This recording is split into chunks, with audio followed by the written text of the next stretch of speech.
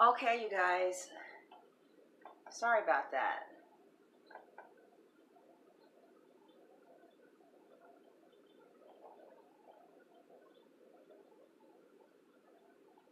Oh, I know what I'm doing wrong.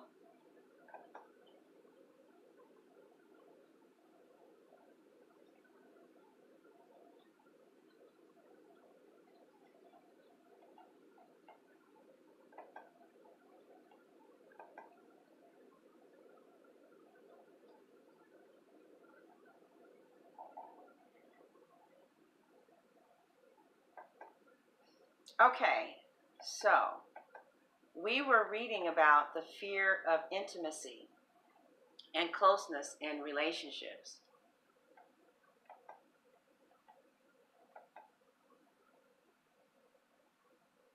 So I'll just wait until some more people show up. Push, pull.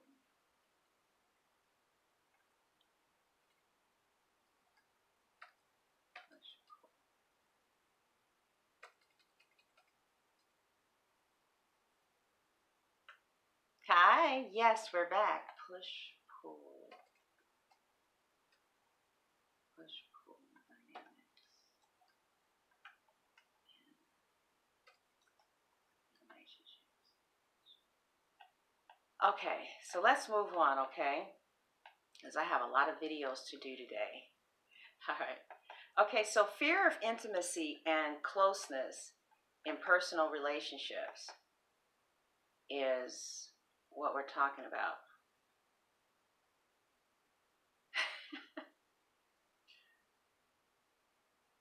Hold on, baby. Almost there. Thank you guys for your patience. But weirdos come on, you guys, so we have to kind of monitor it. And hey, Farah, what's going on?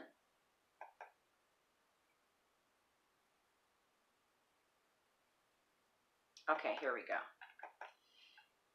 Fearing intimacy and avoiding closeness in relationships is the norm for about 17% of adults. And it can be crazy making and even upsetting to feel dismissed and shut down when you try to get close to someone you love. Even if you are the kind of person that shies away from love, or he calls that kind of person the avoidant personality. If you are the avoidant personality, you may feel equally confused by the unreasonable emotional demands and neurotic nature of the people you are in relationship with. It's like, what do these people want from me? You might ask. You might be mystified by accusations that you don't care and that you're not there for your loved ones. When you feel like, hey, what are you talking about? I am here for you. I love you intensely. He says the good and the bad news is that this pattern is totally normal. But this doesn't mean that it feels good to be in a relationship with someone who detaches and then deactivates their emotions when things get heated. He says, but it's important to understand that avoidance of intimacy does not necessarily mean that someone doesn't care. Okay? Did you feel that? I wanted you to feel that because everybody needs to feel like people care. Okay? Everybody needs love. We all need love. Okay, I love you. Yes, I do. Hey, April. All right, so what we have here, it usually isn't a conscious process when someone like fears intimacy and then they go away and then they come back and go away. He said it's not even conscious. It's a large part of a biological reaction. It's a large part of a biological reaction that was ingrained in the structure of their central nervous system through certain parenting practices in childhood. Wow. By the way, the author is a doctor here. Referring back to my earlier description of attachment theory, I don't remember him telling us anything about an attachment theory. Referring back to my earlier description of an attachment theory,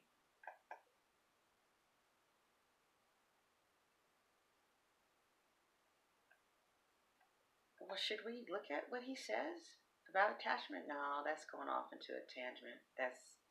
We do need to look at this, though, you guys. Okay, we're going to look at that one next, but let's just stay on point here. Okay, my Capricorn would be so proud of me for staying on point. Stay on point. All right. Okay.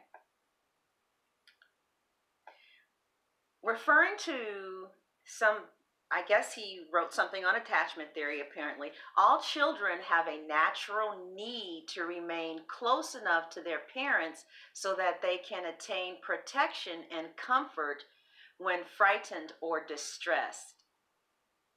Now, how their parent responds in these instances has a major impact on the child's developing personality. And that is personally being defined as the way one characteristically perceives threats, thinks, feels, and behaves. That's in parentheses. So again, he says, all children have a natural need to remain close enough to their parents so that they can attain protection and comfort when frightened or distressed. Now, how the parent responds in these instances has a major impact on the child's developing personality. Now, the parents of children who become avoidant or dismissing of intimacy tend to reject the children's neediness or perceived weaknesses. Hi, Maria. The parents of children who become avoidant, like the parent of children who become avoidant. Okay, people who are avoidant, when they were kids, their parent rejected their neediness or perceived weakness. They may even use shame as a means of control. Little boys don't cry, and they are likely to be very intolerant of children challenging them. Very intolerant. I'm sorry, you guys.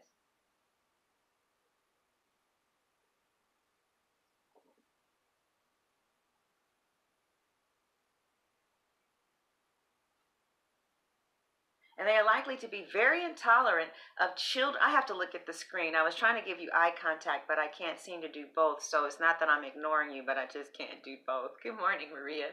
Okay. I want you to get this information, so I'm not, just being all air. I just want, to get a feeding. I want you to get a feeding, okay, from a professional who maybe you wouldn't read if you weren't on YouTube. You feel me? Oh, yeah, Maria. Oh, Max Miller. Yeah, honey, we're going to have to get that out. I'm sorry, sweetheart. Yeah, that's a little offensive, okay? It's quite alluring, though, but yeah, you might not. Okay, leave him alone. Okay, yes! What the hell, man? You coming up here and shit like that? What the fuck, man? I didn't even know what it was until you just made it apparent to everybody that you got a big old pussy on your avatar. Okay, so I think all parts of the body, men and women, are just spectacular. Well, that was a nice little break there, but Jesus. Oh my God. Oh my God. Jesus. Leave him alone. Leave him alone. I think the viewers will be entertained by him, or at least report him. I don't know, baby. It's up to you what you want to do. Okay, you guys, let's go back to this. The parents of children who become avoidant or dismissing of intimacy tend to reject the children's neediness. They may even use shame as a means of control. I read that one day. Little boys don't cry, and they're likely to be very intolerant of children challenging them or telling the parent how they feel. Wow. If a child in this type of relationship were to tell her parents that she is angry or frustrated, agitated, or has hurt feelings, the parent is likely to react harshly and scold the child for being unappreciative and disrespectful. This pattern often leads the developing child to falsely idolize the parent because viewing the parent negatively would flood the child with anxiety. Wow. He's smart. Another pattern for fostering an avoidant dismissing style is when the parent is so emotionally distressed and fragile that the child cannot express himself or herself without fear of pushing the parent over the edge. Similarly, the helicopter mom may be so intrusive and overreactive to the child's emotional experiences that the child learns to never communicate those experiences in the parent's presence. In this case, rather than the parent regulating the child's anxiety, the child is regulating the parent's anxiety. So, to summarize, when neediness or negative emotional displays, such as being sad and crying or expressing anger toward the parent, are met consistently with parental intolerance, rejection, or punishment, children learn to avoid asking parents for attention, comfort, and support.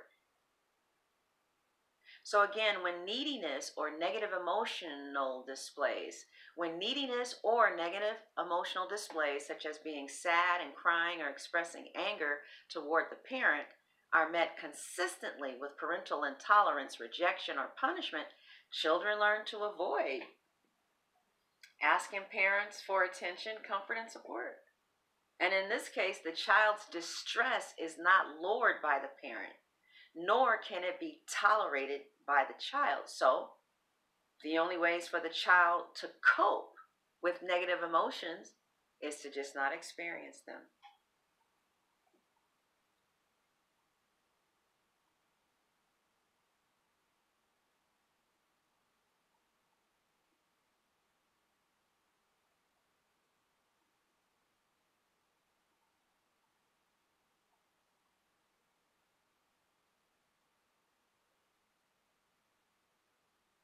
Wow.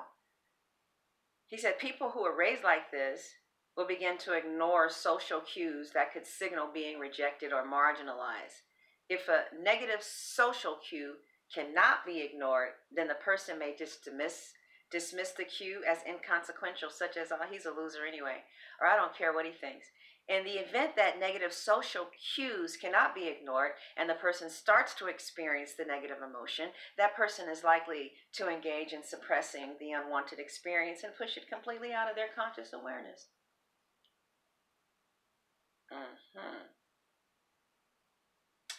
But he said a lot of these people actually become very successful. This pattern is adaptive because as long as they are okay and able to display neutral or positive emotions, the person can avoid rejection and maintain a semblance of intimacy in close relationships. I don't get what I just read. If they, oh, God damn it, that shit is pissing me off. Shut up.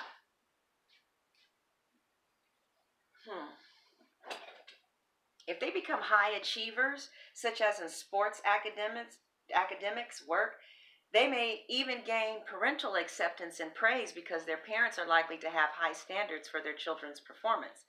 By extension, these children often become highly successful, achievement-oriented strivers as adults who simultaneously deny the need for closeness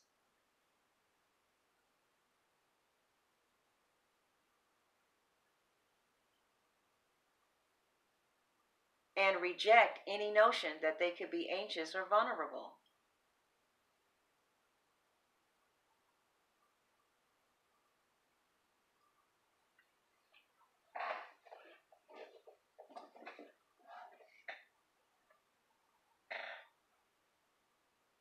Because closeness in relationships, peer or romantic, creates vulnerability and the potential for strong negative emotions, is just avoided.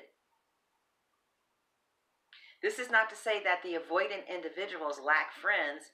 They may even be perceived as popular, particularly since they are likely to be successful in competition and achievement areas. Nevertheless, such people are not likely to share their personal struggles with others and may feel socially isolated.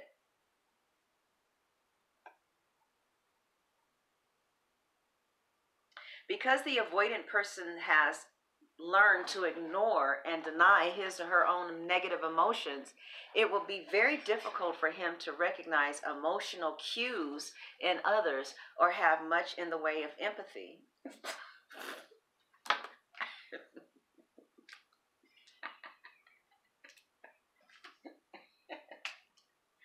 Oh, God. This person will, for all intents and purposes, be emotionally colorblind.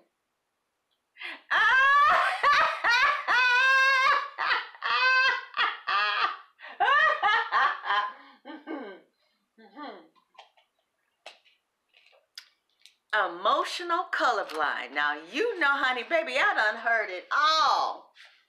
Emotionally colorblind. Okay. Let's see. Can we come down just a little bit more? I better not fuck with it, though. Emotional. Okay. Are we emotionally colorblind, y'all? But like many colorblind people, this person is likely to even be aware that she or he is not accurately perceiving or adequately attending to others' emotions.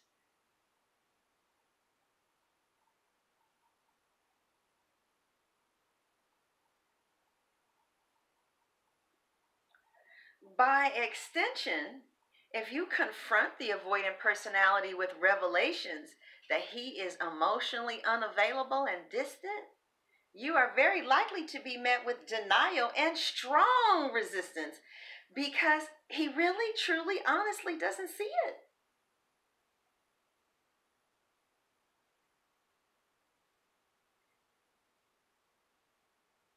Obviously, this pattern will wreak havoc in close relationship, romantic relationships, and even in leader-follower relationships at work.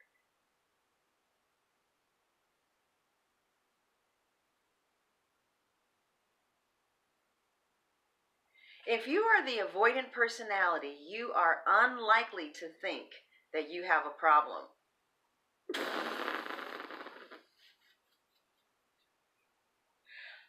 Oh, okay.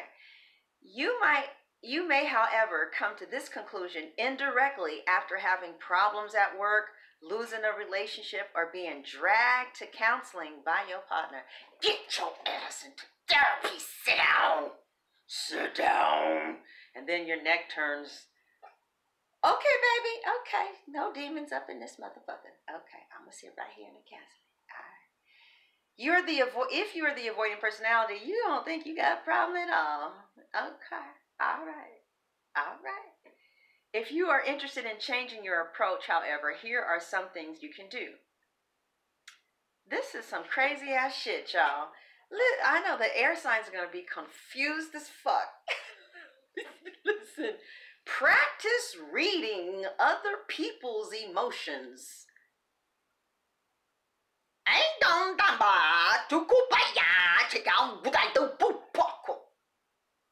That's exactly what I just heard.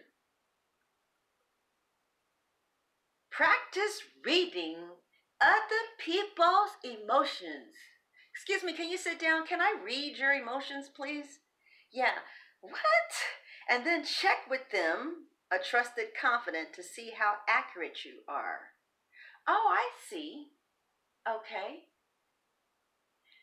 Ugh, girl, that seems like a lot of work.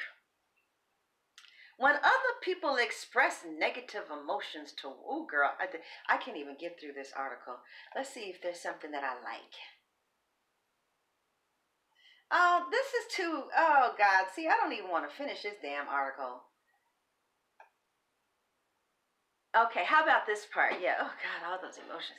I should have stayed with the cosmetology article. This Dr. Shuri is just too damn emotional. If you're in a relationship with an avoidant person, here is what you can do. Realize that when the avoidant person shuts down and becomes dismissing, that means he or she is anxious and trying to clamp down on the experience of emotions. It's easy for someone else to say, oh, okay, so If you are in a relationship with an avoidant person, here's what you can do. Realize that when the avoidant person shuts down and becomes dismissing, that means he or she is anxious and trying to clamp down on the experience of their emotions. Remember that although he or she will deny it, the avoidant person is scared of strong and painful negative emotions. So if the person shuts down, withdraws, or become overly intellectual in the conversation, let them run and try again another day. If the avoidant person needs to get away, don't chase after him. He'll just run faster. Give this person enough space and the chance to feel anxious and miss you. Of course, in order to do this, you will have to be able to regulate your own distressed emotions.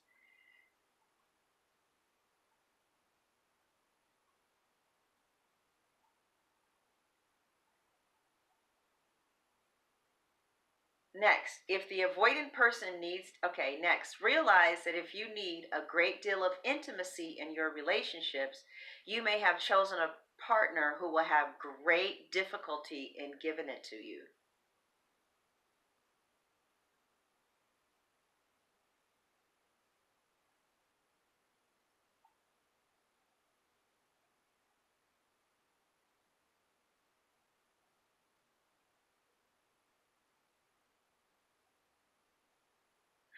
Not if the scales are balanced. Not if the scales are balanced. It's like, okay, if, okay, this is what's up. If you need this, then I need that. If you bring me that, then I'll bring you this. Everybody got, Now learn to communicate to the other person with an easy touch what you think he is feeling and why you think so. This way of communicating can provide an emotional mirror that will help the avoidant person gain more personal awareness.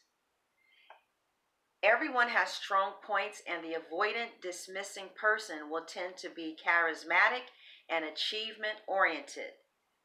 He may excel at work and will be a good person to have on your team. By extension, the avoidant person has many attractive qualities, and the more challenging aspect of this personality may not be obvious until a closer relationship begins to form.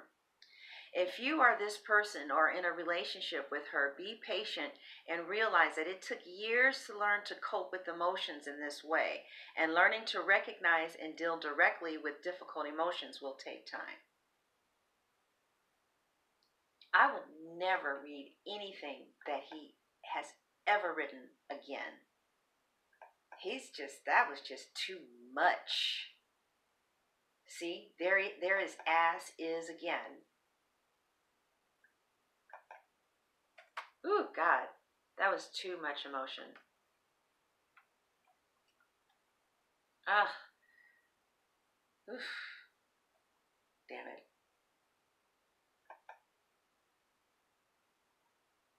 I didn't like that too much. Fuck that. All right, here's the one we had before. I like this one, you guys. This is the one we started off with before until we got disconnected. Okay, this is called I wish I had some sage. I don't care what nobody says, honey. Sage works. I have seen some sage do some things. The deeper issues connected with the fear of intimacy. You got some, Sasha? Girl, you know you need to send me some sage. Girl, you know I need some sage. I need the wig lady and the sage lady. Where's the sage lady at? You guys, I ain't listening to y'all no more. Doesn't it work? Girl, okay. So listen, you guys, the fear of intimacy is highly intertwined with the fear of vulnerability. For many people, however, the two issues are separate. You may be comfortable with becoming vulnerable, showing your true self to the world, or at least to trusted friends and relatives. Yet, you might cringe when you feel a relationship becoming too close or intimate. The fear of vulnerability, then, can be loosely defined as a fear of showing your true self, while the fear of intimacy is the fear of sharing a deep relationship with someone else. Oh, Okay, so the fear of vulnerability, friends, is loosely defined as a fear of showing your true self.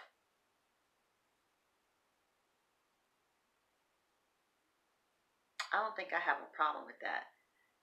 But the fear of intimacy is the fear of sharing a deep relationship with someone else. Abandonment and engulfment.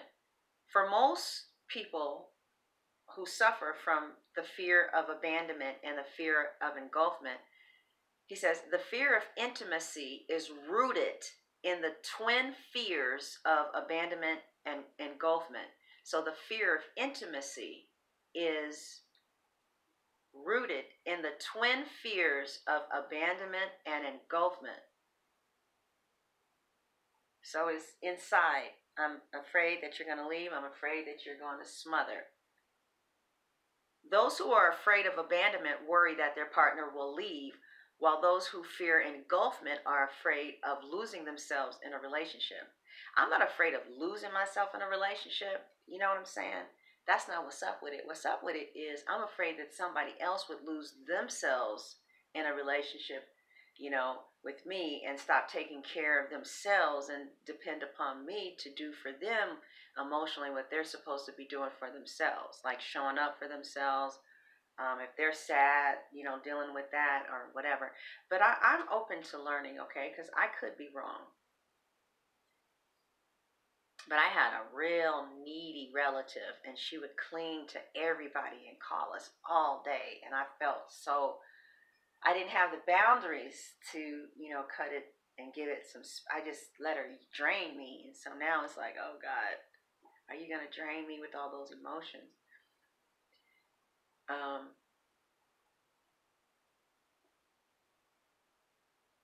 So those who are afraid of abandonment, they worry that their partner is going to leave.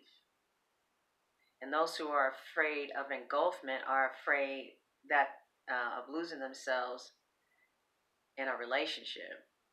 Thank you so much, Sarah, for your super chat. Appreciate it very much. No shout outs.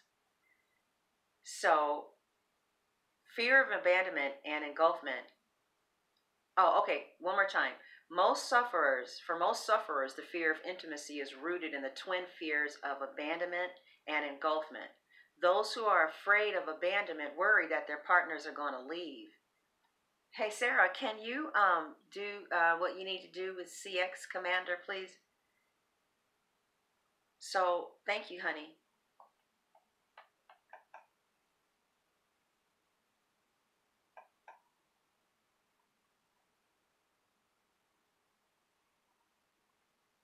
All right. For most sufferers, the fear of intimacy is rooted in the twin fears of abandonment and engulfment. So you have a push, pull, push, pull. We're close, you back away, you go away. Now you're back. And so now we get close again, then you go away, you back away. I mean, I guess what it basically boils down to is, what kind of intimacy do you want to experience in your relationship? And are you with a partner that can give that to you? Because if somebody can't, that they need professional help. And without professional help, they're probably not going to change too much. So those who are afraid of abandonment worry that their partners will leave, while those who fear engulfment are afraid of losing themselves in a relationship. Many people actually suffer from both fears simultaneously. But fears of abandonment and engulfment are at the heart of many, though not all, codependent relationships. These fears, I love this sentence right here, are generally rooted in past childhood experiences, like shit that happened 30 years ago. These fears are generally rooted in past childhood experiences rather than the here and the now of adult relationships.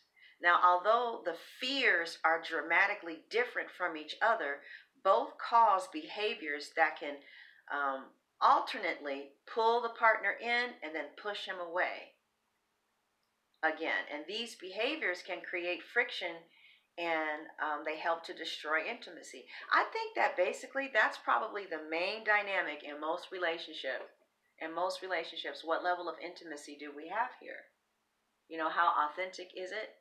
Can I get close to you or not? that was one of the reasons why I felt like I never fell in love with this particular person, because we only got so close emotionally, and then he was shut down. So I couldn't like open up my heart. I couldn't feel him, you know. So he was doing all these things that I appreciated because I have common sense, but I couldn't feel him. But and it's because of this. When we got too close, he would shut down, and it never changed. It absolutely never changed. Emotional baggage is real.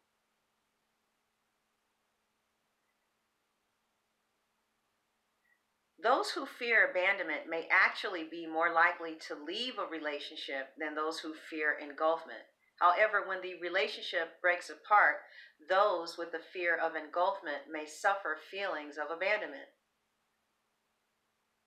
Whether your fear of intimacy is based on a fear of abandonment, or maybe your fear of intimacy is based on a fear of engulfment, or something else entirely, whatever the case is, it can really wreak havoc in your non-romantic relationships and in your personal intimate relationships. So one of the most basic keys to battling this fear is a willingness to accept uncertainty. Like, I'm willing to accept uncertainty. I'm willing. I'm willing to accept uncertainty. There are no guarantees in life or in human relationships. So every connection with another person is ultimately a gamble. There are no guarantees. There are no guarantees.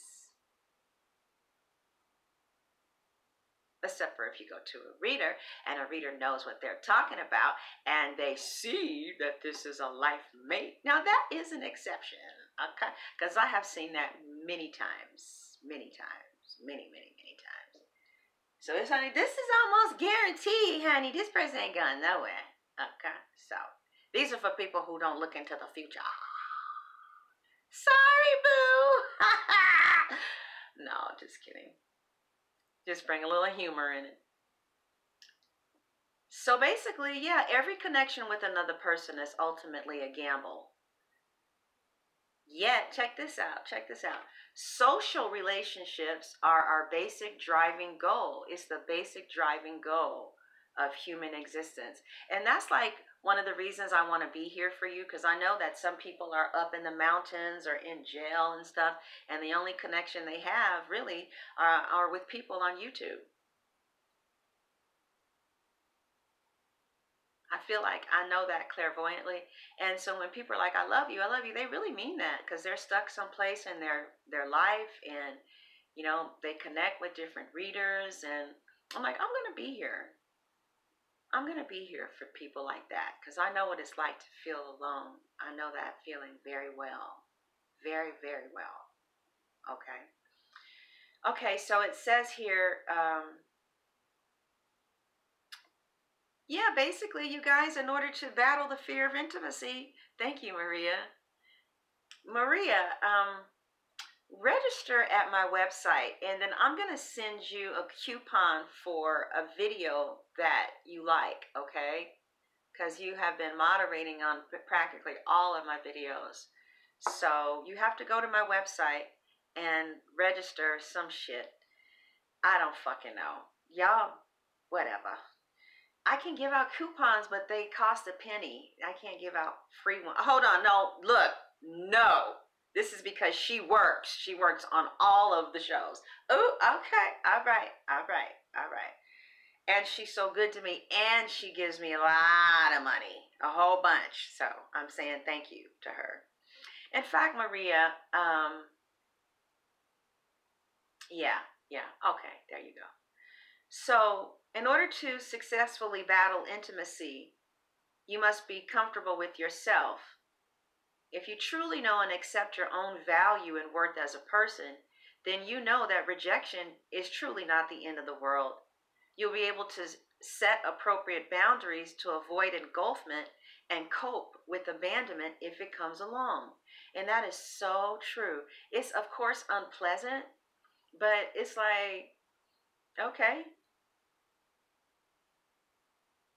Abandonment doesn't feel the same way as an adult who can self-care and who has friends and who has a car, who can go to the water and go to church and go to people's house who love them, and just stop thinking about the situation, cry it out, and move on. It's like, okay, but that doesn't mean that I'm going to let myself miss out on an incredibly emotional experience. That's what they're saying. And they're saying that one of the things that they're telling us is to just be willing to accept uncertainty. How many of you are willing to accept uncertainty? And he's saying it's not no, he said it ain't no thing. All you got to do is have some appropriate boundaries. And that's what we're going to read about right now. Boundaries. Now,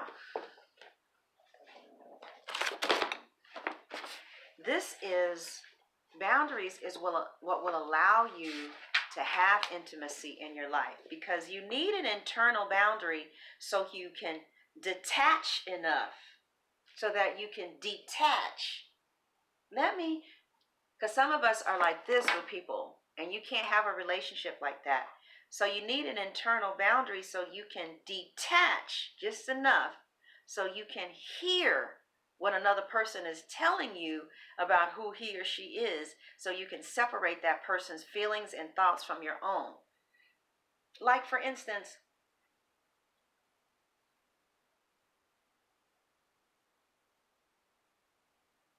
I can't think of anything.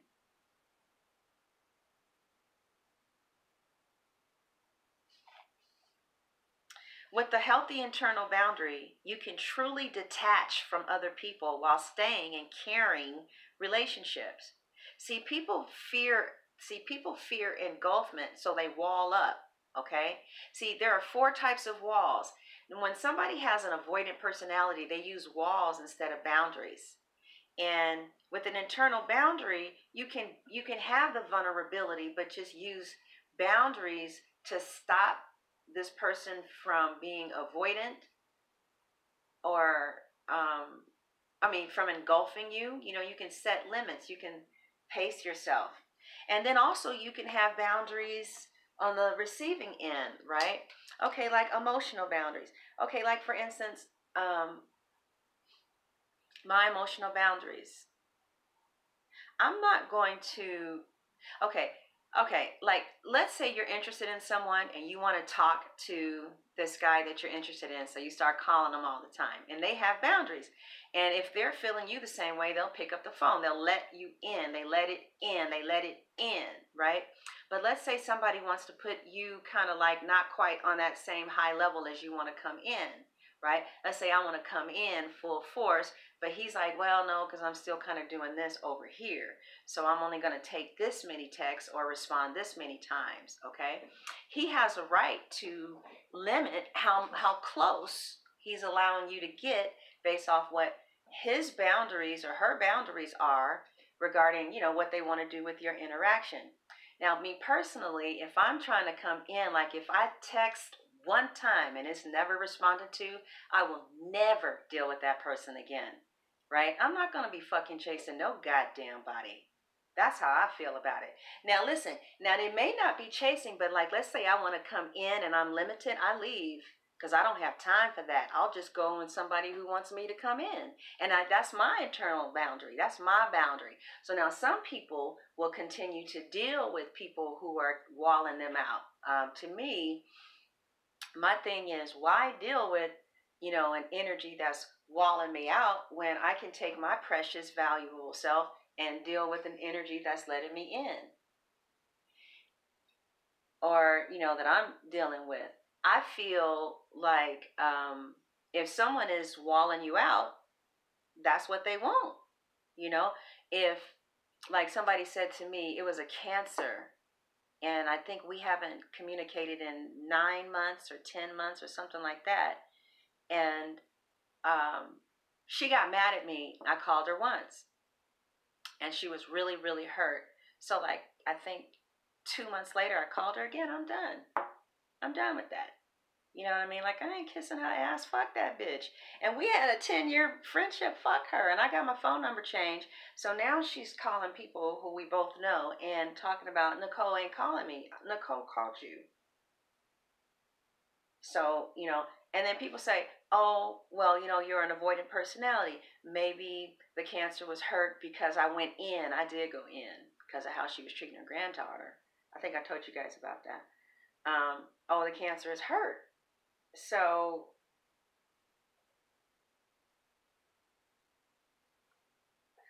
I don't know. I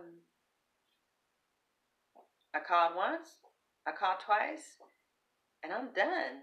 I'm like, okay. So I don't know, maybe when it crosses my mind again, or yeah, honey, no. But yeah, people do have a right to decide how close they are gonna let you in. Like for instance, the cat. Like when I was trying to deal with him again, first he would only accept texts, but he would respond. I personally, you guys, is that if you text somebody or you call somebody and they don't respond, leave them alone. You don't deserve that. You deserve someone who responds to you, right? That's like the hierarchy of emotional intimacy. Because, see, to me, non responsiveness means I'm not interested. And so basically, only thing that man wants is some women that'll chase him just so that they can get their ego stroked. And fuck that. I'll be goddamn if I ever let anybody have that kind of power and control at me. I would rather die and go to hell and live with Satan, do you hear me? Than to sit up here and kiss somebody's motherfucking ass. I mean it. And let me tell you something. I like them gorgeous. So they are used to that, but not this bitch. I kiss nobody's ass. That's my boundary, okay? And what does a boundary mean? That means this is behavior. An internal boundary protects your thinking. It's like, bitch, I ain't thinking low like that. I'm not thinking low. There are a lot of jobs out there. I didn't get that job, but there is a job for me. I may not see it. Get your ass up. Get on this computer. Let's go to Indeed and let's do this again. Let's do it again. There are 6 billion people on this planet. If I open myself up to a higher consciousness and thought, because remember, internal boundaries is what you choose to think. It says I'm responsible for my own thoughts. And if I'm a high person, it's like, you know what? There are 6 billion people on this planet. There are millions of connections for me.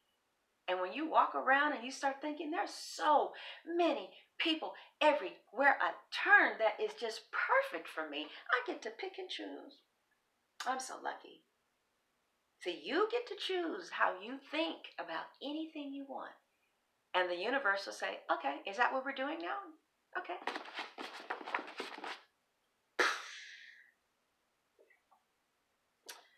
All right.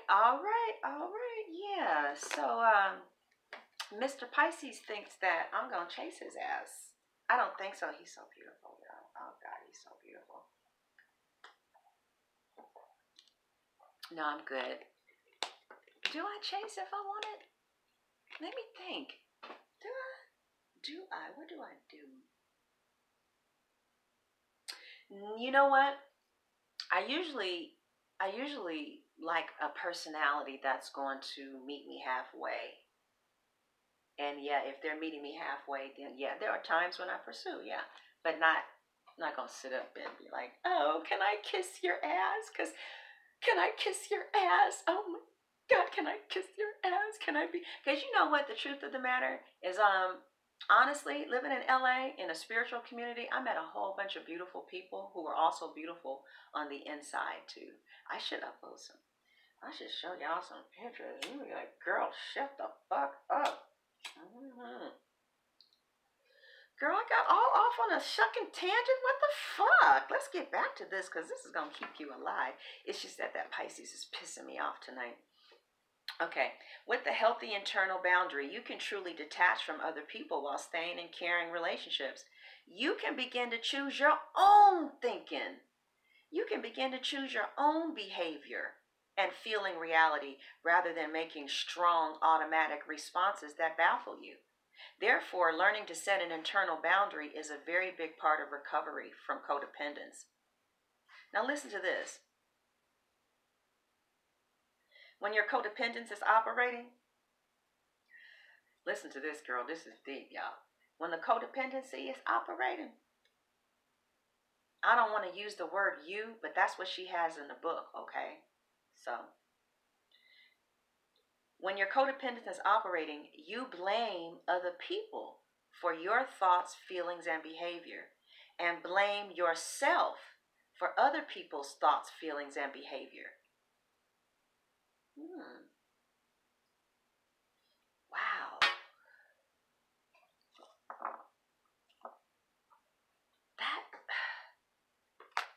I've seen that sentence so many times, it still mystifies me.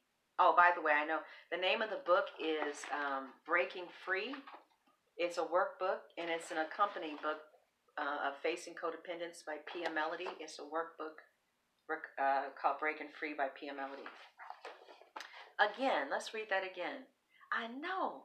It says, when your codependence is operating, you blame other people.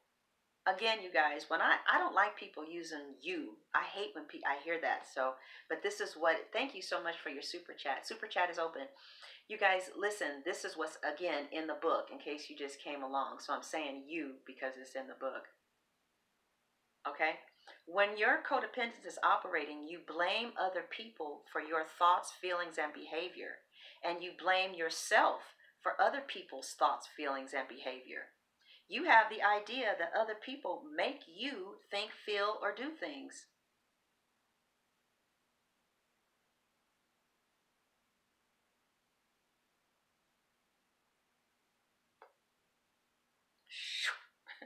If you just wouldn't look at her that way, I wouldn't feel jealous. Well, if you wouldn't look at her like that, I wouldn't feel jealous. What if you just come home at night when I asked you to? I wouldn't have to be so upset and worried. Well, if you would just be nice to me, I wouldn't have to overeat and I could lose this weight. I can't tell her I'm angry about what she said to me because that would make her cry and ruin the weekend. This is erroneous, dysfunctional thinking, and it's in italics. Nobody pushes your buttons. Nobody, quote, makes you angry, unquote.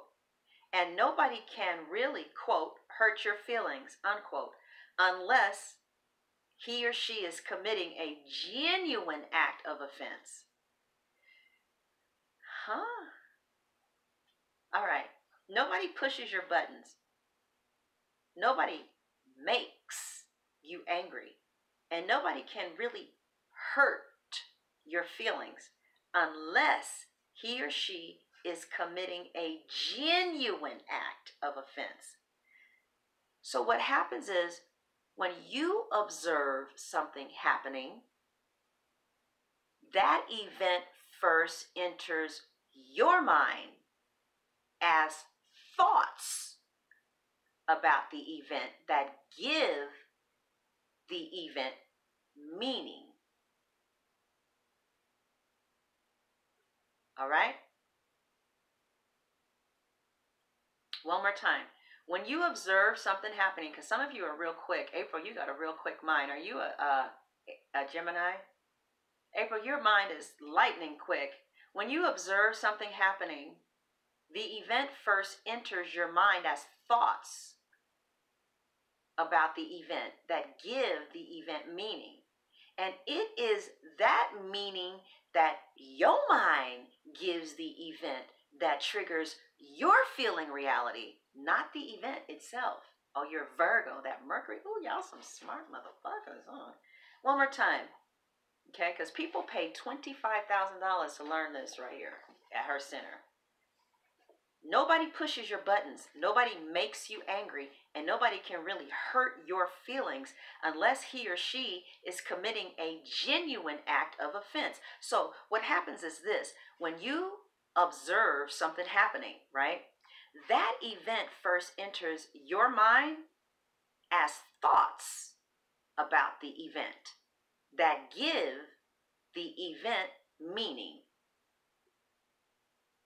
And it is that meaning your mind gives that event that triggers your feelings, not the event. So an event happens and I have thoughts about this event, right? Now my thoughts trigger my feelings. So what I have chosen to think about this event has triggered my feelings. And then my feelings determine what my behavior is going to be. Yeah, this bitch is smart. Right, Aurora. See, what am I saying that this event means? Okay. So, again, now as a result of that self-generated feeling reality, you choose your behavior. Therefore, you are responsible for your own thinking, feelings, and what you do or don't do. Like somebody, like women in jail, like they'll say, he made me kill him. He made me. I came in the house and I saw him in bed with somebody else. Well, there are a lot of people that experience their partner cheating who do not choose to get a weapon and kill them. Their thoughts about the event is what triggers their behavior. So look at this. Nobody pushes your buttons. Nobody makes you angry. And nobody can really hurt your feelings unless he or she is committing a genuine act of offense. When you observe something happening, that event first enters your mind. Okay? And you have these thoughts about that event. And those thoughts about that event gives that event meaning in your head. Now, as you have these thoughts, then these feelings are triggered.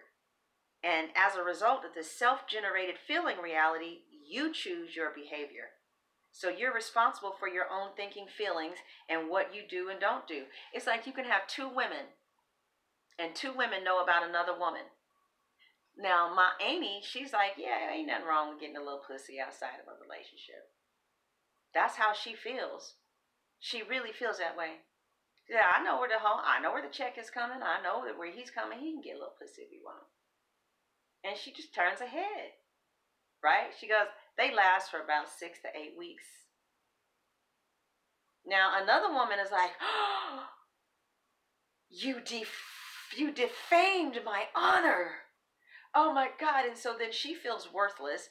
And then because she feels worthless, she chooses her behavior. And maybe her behavior is to go get somebody else that she will have sex with so that, I don't know, she can get back at him. But you have two very different women who look at the very same experience very differently.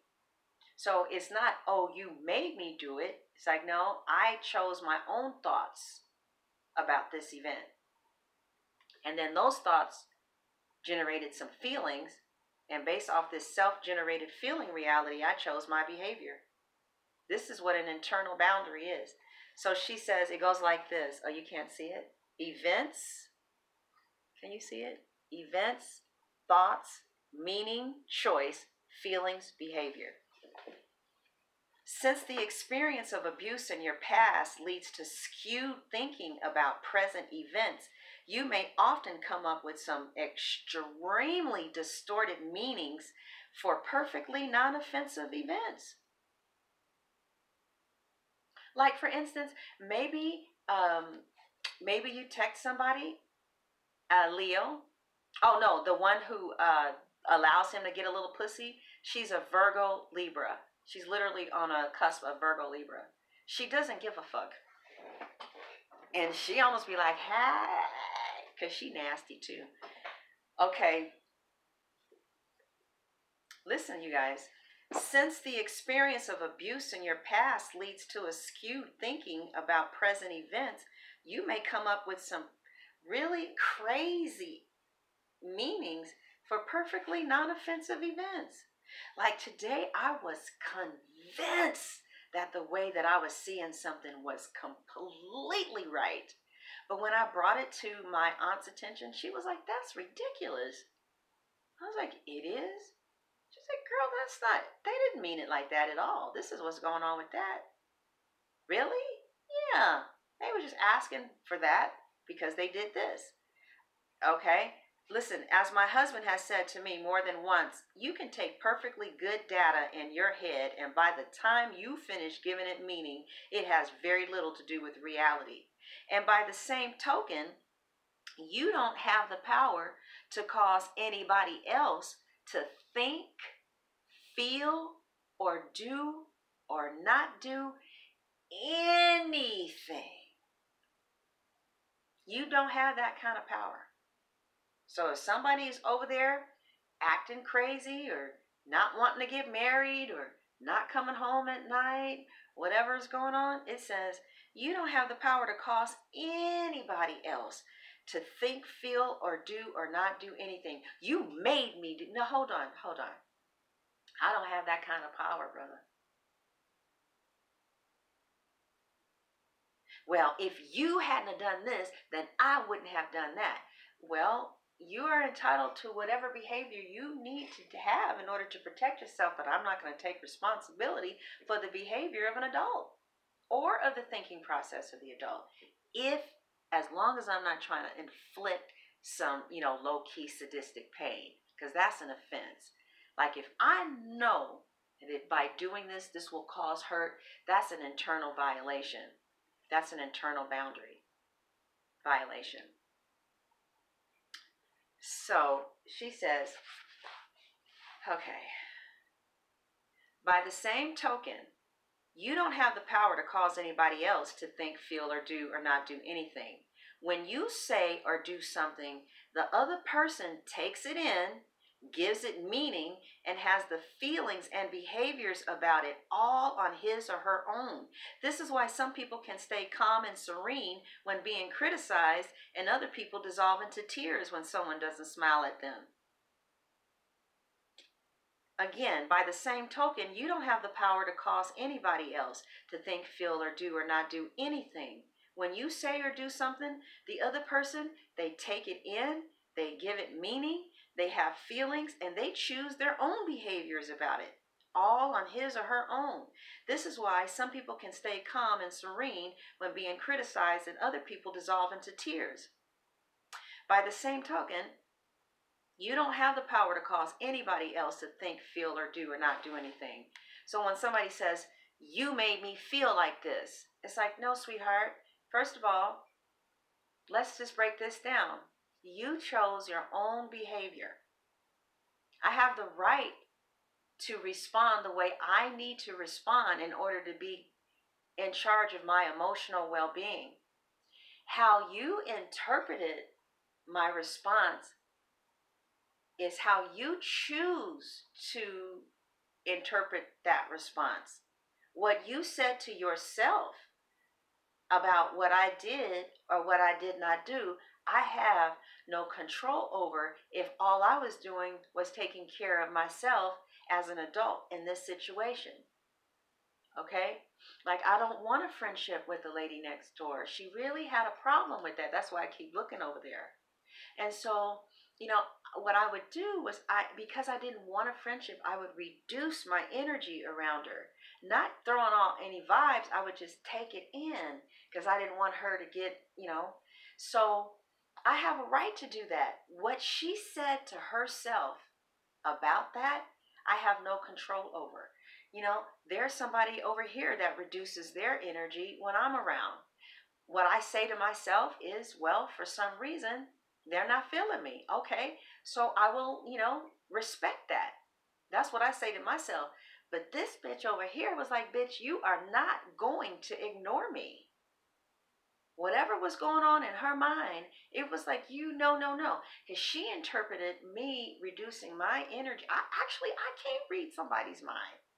But her behavior became more and more and more aggressive. It was like, you're not going to ignore me. So she interpreted me not wanting to, connect her she interpreted me not wanting to have her. I don't know what happened, but there's a whole bunch of people that would have taken that as, wow, that person has low self-esteem. Or, because that's what I feel about the other person. I was like, wow, not a woman. But that's good because I thought she bragged too much anyway. You know, I want to move on with it, okay? But yeah, it's like somebody says, see how you made me feel? It's like, no, baby, you made yourself feel that way by what you communicated to yourself as a result of who I am and how I needed to take care of myself. And if you don't know that, it's like basically what a person will try to do is control you because they can't control themselves. They don't know that a person has a right to pull their energy back and not speak, or a person has a right to be low key. I mean, I wasn't rude. But I just didn't want to, get down with her like she wanted to get down with me. I have that right. So, it's like when you have situations with people and you want to blame yourself, you got to really look at the situation and say, now, what actually went down? What went down was I didn't respond the way he wanted me to respond in the timetable that he wanted me to respond in. Like he put himself on blast. And then when I didn't respond to how he put himself on blast, because maybe that's not how I respond. Maybe somebody went on Facebook and they put our picture up and was like, this is my boo. And then maybe other people came to my Facebook page and expected me to say something, but maybe I just don't get down like that. But that doesn't mean that I don't feel the same way. So then he says, well, okay, I put us on blast because I love you. I wanted the world to know that. And you did not behave in the way that I think you should behave in order for me to feel comfortable inside of me. And it's so painful when you have relationships with people like that, because it's like, baby, I'm not responsible for that. You chose to put our shit on Facebook like that. You chose to do that. So I'm thinking that you were being an adult when you chose that. I'm thinking that if as an adult I chose this behavior, however you respond to that, that ain't got nothing to do with me. All right, so let's go to this. All right, so it says, since the events of abuse and your past leads to skewed thinking about present events, you may often come up with some distorted meanings for perfectly non-offensive events. As my husband has said to me more than once, you can take perfectly good data in your head, and by the time you finish giving it meaning, it has very little to do with reality. By the same token, you don't have the power to cause anybody else to think, feel, or do or not do anything. You do not have the power to cause. You do not have the power. You do not have the power. You do not release yourself. You do not have the power. You have to tell yourself, I did nothing wrong. You do not have the power. You do not have the power to cause anybody else to think. You do not have the power to cause anybody else to think. You do not have the power to cause anybody else to think or feel. You do not have the power to make anybody else think or feel. You do not have the power to cause anybody else to think or feel or do or not do anything. That person is responsible for how they took in situations. That person is responsible for their own feelings, and that person is responsible for their own behavior. And people can't say to you, well, if you did not do this, then I would not have done that. And what they're saying is you are responsible for how I behave. And no, I'm not responsible for how you behave, because there are 1,000 people who I could have done the same thing to, and they all would have responded differently.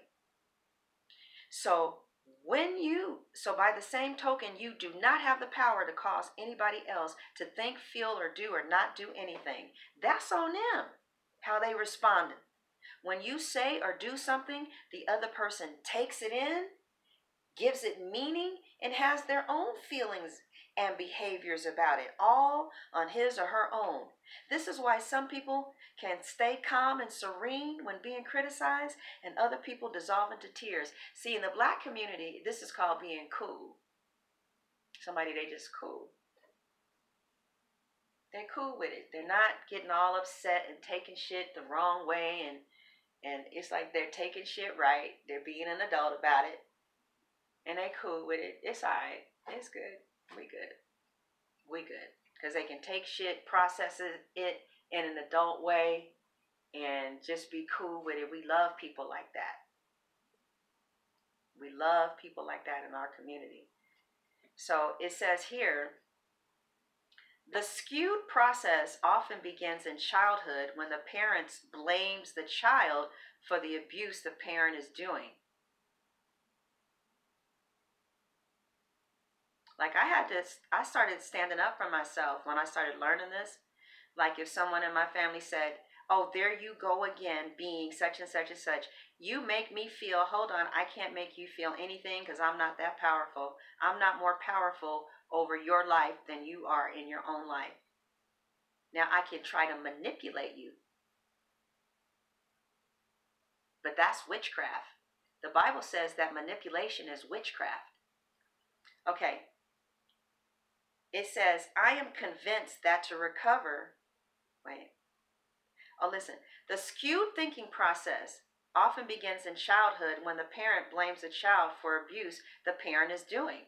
It's like, no, I'm not responsible for why you're raging at me right now. You're raging at me right now because you are out of control. You can't control your emotions. You don't have any type of internal boundaries, and you're childish. That's exactly why you're raging right now. Has nothing to do with me. That's who you are. Well, you push my buttons. That's because you don't have your buttons under control. Right. No, you are responsible for your own behavior. Don't come and blame me for who you are. And I'm not going to blame you for who I am. I'm not going to blame you for how I show up in this world, because you're not that powerful. And don't blame me for how you show up in this world, because I'm not that powerful. Somebody going around with these emotions, soaking around in the house. That's how it was, soaking around. Oh, I need for you to do this for me so I will feel different. No, you are responsible for your own emotional well-being and balance. You need to find out what you need to do for yourself. And yeah, because I love you, I'll come and join, but I got my own shit to deal with. I can't deal with mine and yours. See, codependents, they manipulate others, but healthy adults manipulate themselves. Codependents are in mind games, but people who come from the heart, they're not in mind games. They don't have to be. Because we're going to take responsibility of our shit. The skewed thinking process often begins in childhood when the parent blames the child for the abuse the parent is doing. And being abused creates other kinds of skewed thinking. But since thinking triggers feelings, skewed thinking makes it hard for codependents to know what they're really feeling or what's happening in their relationships. Like the Nine of Swords to me is skewed thinking. So this skewed thinking, like really, so basically what happens is we start thinking that other people are to blame for how we're feeling because maybe we had people who blamed us for how they were feeling. And that's why, I used to tell Tia all the time, the way that I'm behaving has nothing to do with you. This is me. I would tell you that so I can control you, but I didn't want her to feel like the rest of us grew up feeling. So I told her, baby, when I go off like that, that's because I'm fucking crazy, not because you are. That's who I'm choosing to be. And I would tell on her mother. And when your mama start acting crazy, that's who the fuck she is. They ain't got shit to do with you. She been acting like that way before you were even born. And Tia say, yeah, because she get it. She got it. All right. So y'all following, this is some deep shit. I know. It's like it just is contrary to how we were born. This is changing lives, doesn't it? This is exactly what it is, Cindy. How the fuck did you know this was a lesson in maturity? She says that codependency is a disease of immaturity caused by childhood trauma. How the fuck did you know that? Okay. So she goes like this. She says, I am convinced that to have better relationships with others, you got to know that you're responsible for your own thinking, for your own feelings, and your own behavior. Like, I know that since, I experienced rejection, for instance, growing up from a mother who just really was not mature enough to know how to love a child. I have very, very, very, very, very low tolerance for any level of like rejection. Any level. Usually if I'm warm, I need somebody to be extremely warm, and that's when I open up and want to engage. But closed off, hard to read, hard to get close to, that triggers too much pain, so I don't fuck with it. I don't understand. Like, do you want a friendship or not? Or why are you closed off and hard to get close to? I'm not going to take myself through that. I lived through that. Not as an adult. I'm not taking myself through that. I want the warmth. Like somebody said, why don't you call me? Well, I don't necessarily feel like you're warm when I call. Hey. Oh. Girl, fuck that. Shit. I don't want to deal with that. So, it says, yeah, I'm convinced to recover also, a codependent must grasp this phenomenon of skewed thinking and how it's your skewed thinking that could actually be responsible for many of your extraordinarily painful feelings and mistakes and behavioral responses. Like, the Nine of Swords to me is always skewed thinking. Somebody is thinking in a real twisted way. They're blaming themselves for things that they don't have power over. Like, you don't have power over divine timing.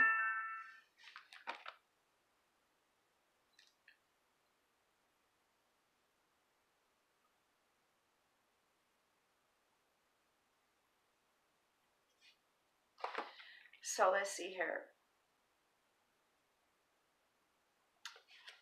Listen to this, you guys. When you go into the $25,000 clinic, this is the first thing they teach.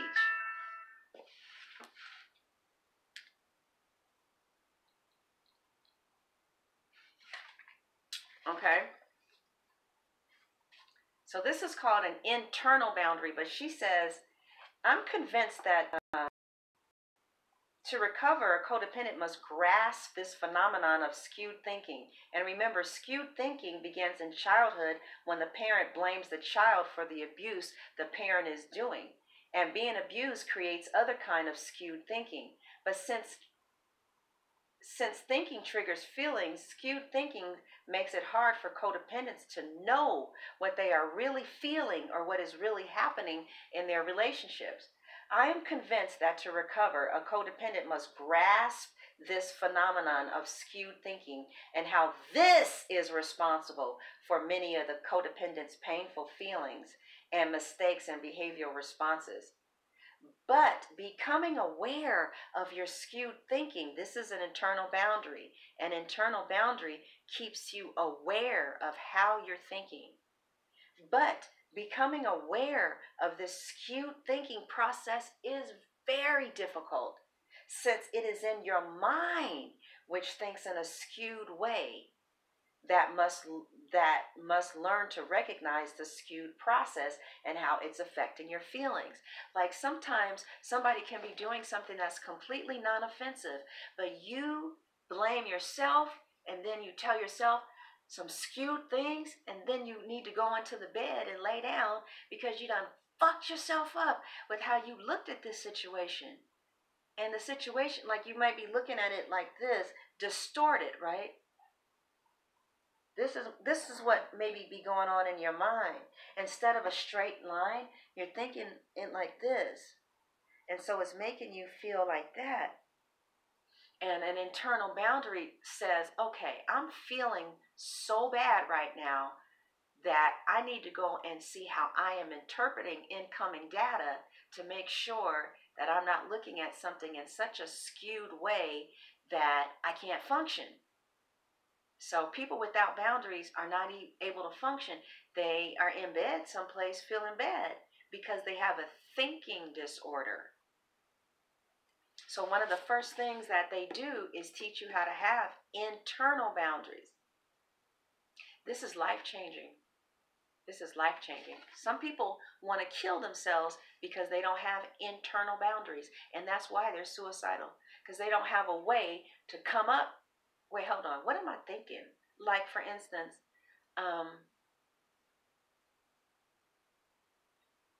a relationship is ended. I'm going to be alone forever. I'm going to go and feel these dark, horrible feelings of separation from God and not be able to come back. And my world without this person is completely gone. And I'm completely lost without them. I mean, come on now. Come on. Come on. Let's look at this from a non-skewed way. Because see, that is even blaming people for your feelings. Like, without you, I can't live. So let's look at this from a more mature perspective. Okay? I really do want to explore if, in fact, he and I can have marriage. I created a very positive experience before that lasted for a decade. If I choose to exert that type of energy, I'm sure I can do it again. Everybody experiences loss and pain. It's a part of life. But in the past, I've seen that I've gotten over it pretty fast. I know that if I don't deny my feelings and just go ahead and feel them and get my mind off of the situation, more than likely, I will be able to move on faster. It's, in other words, it's let's distort. Let's come out of this is my only love. You got millions of twin flames, millions of them. Yeah, I don't know where people get my one and only. Are you really that poverty conscious when it comes to relationships? I think not. I have millions and millions of twin flames. It's interesting because I started seeing the Ten of Pentacles the next day after I did body work of feeling the Ten of Pentacles. But I just kind of said, okay, with one person. But now I'm like, hey, I want to see the motherfucking Ten of Pentacles at the north, the east, the south, the west. Pick and choose. Yeah, baby. All right. All right. There's no such thing as just my one and only. There's a whole bunch of them, whole bunch of them, and you can pick and choose and pick and choose, pick and choose. You should listen to Abraham Hicks. Okay. So people, the internal boundary goes into your own mind. You got to love yourself enough to give yourself the time, effort, and energy to say, how am I thinking? How am I thinking? What am I thinking? Better yet, what do I believe about relationships? What am I thinking? What am I thinking about this experience? It's my fault. I should have did this. I should have done this. I should have done it like this. Then you got to say, no, you know what? All I did was respond in accordance to what felt like truth for me. And that's how that other person responds to my truth. Maybe we're not compatible because me being me created this type of response in this person, which had absolutely nothing to do with me. That person had been that kind of person way before I came on the scene. In fact, listen to this. Okay, this is kind of awful. We'll go back to that. Another painful consequence of the lack of healthy internal boundaries is that when someone is telling you his or her thoughts and opinions, you think you must either agree with the person, giving up your own thinking reality, or you must argue with the person until your opinion wins. This damages and bruises relationships a great deal. But these are not the only choices. A person with good internal boundaries does not have to convince others of the validity of his or her reality. Like somebody said, oh, you're just so silly. Girl, do you think I'm gonna stop being silly because of some bitch's response? Bitch, please, fuck you. Watch me be silly again. Okay? All right, now, here are things that are life changing if you will remember this. Okay? It is important to acknowledge and accept the following. So she has this in 3 special little brackets. Okay? It is important and to acknowledge and accept the following as you begin to improve your internal boundaries. Thoughts. You have the right to think whatever you think. You only need to face the consequences of your thinking.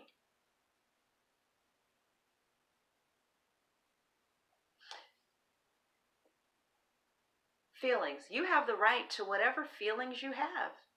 You just need to be careful that you don't offend someone with your feelings by expressing them immoderately. Because your feelings are based on your thinking, and you can't change them except by changing your thinking. Again, you have the right to feel whatever you feel. You just have to be careful that you don't offend someone with expressing your feelings immoderately. Like, God damn it, why do you always that? Like, that's disrespectful. But I have the right to be angry. I just have to respect you and my anger. And if I can't, then it's my responsibility to leave the premise until I can calm down and come back and address you with the respect that you deserve as a human being and a child of God. Behavior. You have the right to do or not do for yourself whatever you need to do or not do for yourself. And we want a partner that will allow us the freedom. I was doing how to get your Aquarius. I haven't published it yet, but it was like the Aquarius just feels like your ability to give them freedom and allow them to just be free is the ultimate form of love to them. It's like you're willing to love yourself enough to take care of you so you can give them the freedom to go out and give to the universe whatever type of progressive thinking that they're supposed to be giving via communication. Like, that's the ultimate form of love for an Aquarius. But it says you have the right to do or not do whatever you need to do for yourself. You have the right to determine what your behavior needs to be for you. And you need only note the impact of your behavior on other people. So what she's saying is that, yes, your partner has the right to do for themselves what they need to do, but at the same time, they need to note the impact that their behavior is having on you. Because if they're just like, well, too bad, well, it's like, well, let me get a partner who cares. You know what I mean?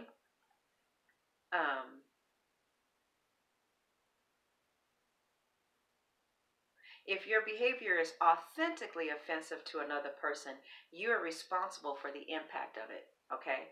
So basically, those are the 3 things that you should go around and repeat to yourself. I have a right to think what I think. I only need to face the consequences of what I think.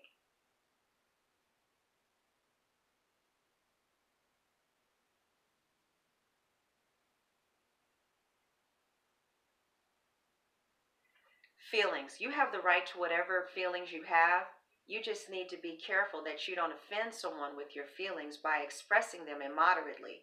Your feelings are based on your thinking, and you can't change them except by changing your thinking and behavior. You have the right to do or not do whatever you need to do for yourself. You have the right to determine what your behavior needs to be for yourself, and you need only to note the impact of your behavior on other people and be willing to face the consequences. If your behavior is authentically offensive to another person, you're responsible for the impact of it. To set your internal boundary, you must begin acting and thinking as if you do, in fact, have the right to think, feel, and do whatever you want to think, feel, and do. Hearing other people describe this process for you will help. But at the same time, you must be aware that while you have the right to think the way, at the same time, you must be aware that while you have the right to think what you think, the way you think affects your emotional reality and your behavior. So the way you think bears examining, because your skewed thinking creates painful and sometimes unnecessary codependent feeling reality. You need strong internal boundaries within which to examine your thinking, maybe get more information, and correct any thinking you may find to be skewed. Healthy thinking and recovery can relieve a lot of painful emotional reactions you may be subject to. Now, honestly, I didn't really know how far, honestly, I've come with this until the other day when I was like down. Usually I'm sunshiny because of these healthy boundaries. I tell myself the word, shit, and more than anything, the Spirit of God keeps you up. So I was in the closet though the other day, and because I'm human, I was hurt about something, but I took it to somebody else because I know I have a tendency to distort things when I'm feeling really bad. So if I'm feeling really bad, like I was feeling that day, I was in some type of distorted reality, because clear, level-headed thinking is not going to make you want to go to bed. It's not going to make you feel depressed. Clear, level-headed thinking is going to keep you pretty much stable. But this type of twisted thinking, looking at shit erroneous because you're coming from a skewed place, is going to make you want to stay in the bed. So this is what you do, and then we're going to end it, and I'm going to do some more days for each sign. I have to finish the fire sign. I was like, wow, the fire sign didn't buy nothing. And I was like, bitch, you didn't finish the video. Oh. Anyway. Okay. Thank you, Scorpios. Scorpios. God damn. Thank you. Thank you. Thank you. Thank you. Thank you.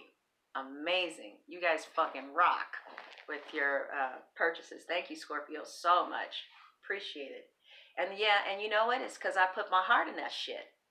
And you can feel it. That's what's up. Shit, we don't fuck around with the Scorpios. Okay. Now, how do you make your internal boundary work? They said, keep in mind that when you first start to consciously set an internal boundary, it's going to feel kind of strange and it may not be successful at all. She says, but I've noticed that most codependents who have attempted this process, eventually it starts working. Now, this is what she tells you to do. She says, you'll be amazed at how wonderful you feel. The following exercise has helped me and others learn how to make the internal boundary work. Whenever someone confronts you by telling you his or her thinking and feeling reality about you, she says, use the following steps. Imagine your external boundary. Remember the spaceship yesterday?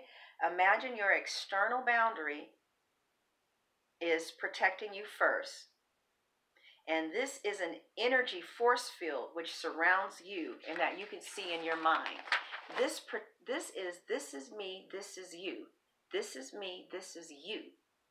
All right? So it looks something like this. Can you see that shield around her? That's what your boundary should feel like and look like. Hold your earlobe between your thumb and your forefinger and incline your head slightly toward the person to whom you're listening to remind yourself that the functional thing to do at the moment is to listen and not defend yourself. She said, I started doing that because whenever my husband confronted me, I would have a shame attack or a rage attack instantly, so I didn't hear a word he said. Okay, number 3. Silently repeat this statement about the other person. What you think, feel, and choose to do or not do at this moment is more about you and your history than it is about what I have said and done, unless I committed an authentic act of offense, like you slapped them or you stole their money or you lied.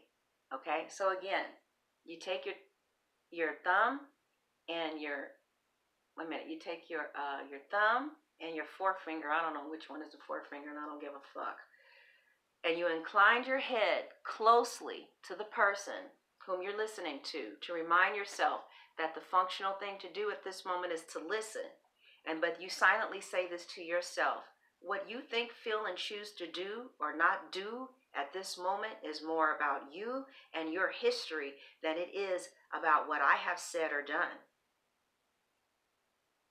What you think, feel, and choose to do or not do at this moment is more about you and your history than it is about what I have said or done. This will free you from other people blaming you for their behavior or for you blaming others. What I think, feel, and choose and not do to do or not do at this moment is more about me and my history than it is about him and what he or her has done. Yeah. Now, listen to the information coming to you, and you get to ask yourself one of three questions. Is this true? Is this not true? Or is this questionable? Is it questionable?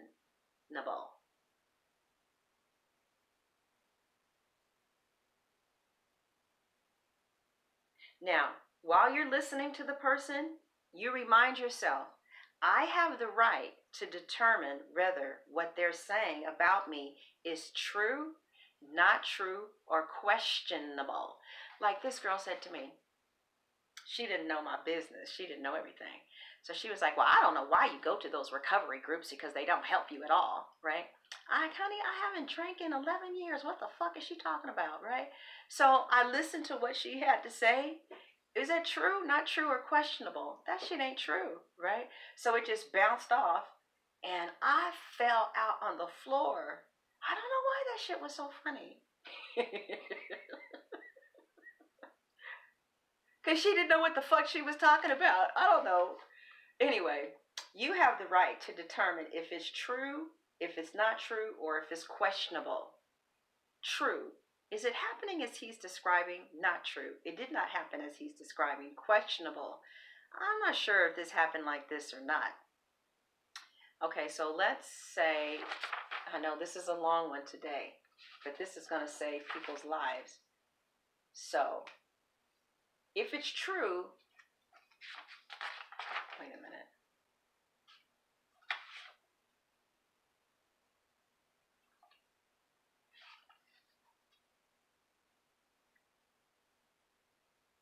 Let's say it is true, okay?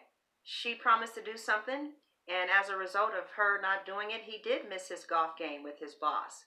She realizes it is true. She lets the information in through her external and internal boundaries. She feels the guilt and decides how she will make amends. Wow. Okay. Wow. That's very mature. Huh? Wow. Could you imagine having a partner like this? Yeah, baby. Yes, bring me maturity, huh? Jeff is very mature. He's real mature. Okay, often Anne owns her feelings about the true material from... Okay, after Anne... Okay, we already read that. Now, if you're listening and what they're saying is not true, you just bounce it off. Now, you may have feelings about the fact that they have feelings about that untrue shit, but it looks like that's something you just bounce off and realize that that's related to their own history. You know, I put myself out there and you didn't respond. That person could have been, maybe rejected by their dad, rejected by their family, their cousins. Maybe they were adopted, rejected by their mom, and they're having some very strong reactions that have nothing to do with you, especially if you really responded in your true authentic behavior. You want to be with somebody that you can be yourself with. It's like not somebody, well, I'm going to keep on manipulating and playing games until you behave the way I need for you to behave. It's like, you are not God, boo. You need to let me be myself. Okay? That's why kids like me so much, because I let them be themselves. Okay, you guys, now there are two important caveats.